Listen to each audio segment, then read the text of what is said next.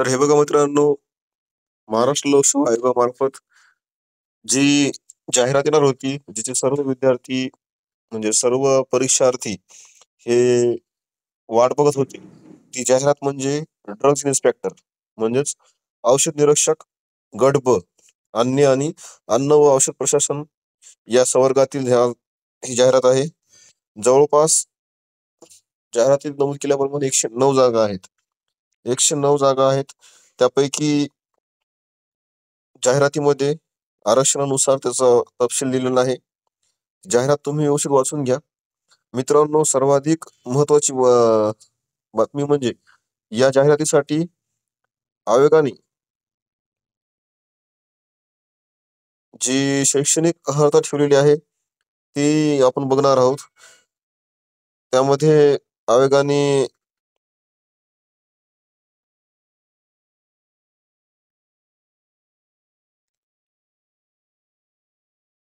यामध्ये शैक्षणिक अर्हता जी ठेवलेली आहे, ती म्हणजे possess a degree in pharmacy म्हणजे फार्मसीवाले, सोबतच pharmaceutical science, medical with specialisation in clinical pharmacology आणि मायक्रोबायोलॉजी यांना यामध्ये संधी दिलेली आहे.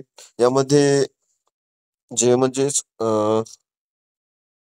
फार्मसी डिग्रीवाले, बी-फार्म म्हणतो आपण त्यांना, फार्मास्युटिकल सायन्स, मेडिसिन आणि मायक्रोबायोलॉजी या सर्व विषयावाले जे अर्हता प्राप्त करणारे विद्यार्थी आहेत, तेच या वर्गासाठी फॉर्म भरू शकतात. हे बघा 9.1 मध्ये दिलेलं आहे, तसं साफ-साफ दिसते आपल्याला ते.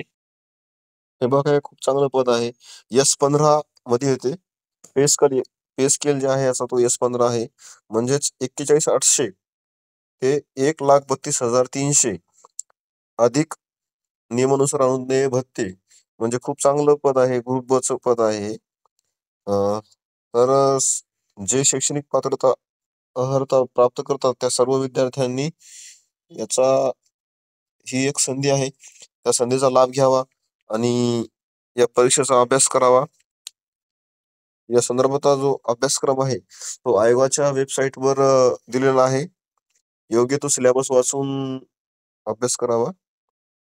मित्रांनो, आज सोबतच आयोगाने कंबाईन ग्रुप बीची सुद्धा जाहिरात प्रसिद्ध केलेली आहे. ती सुद्धा आपण मागच्या व्हिडिओमध्ये पाहिलेली आहे माहिती. तरी जर समजा त्या संदर्भातील काही अडचण असल्यास आपण कमेंट बॉक्समध्ये कमेंट करू शकता आणि जर माहिती आवडल्यास आपल्या चॅनलला लाईक, शेअर आणि सबस्क्राईब करू शकता. धन्यवाद मित्रांनो.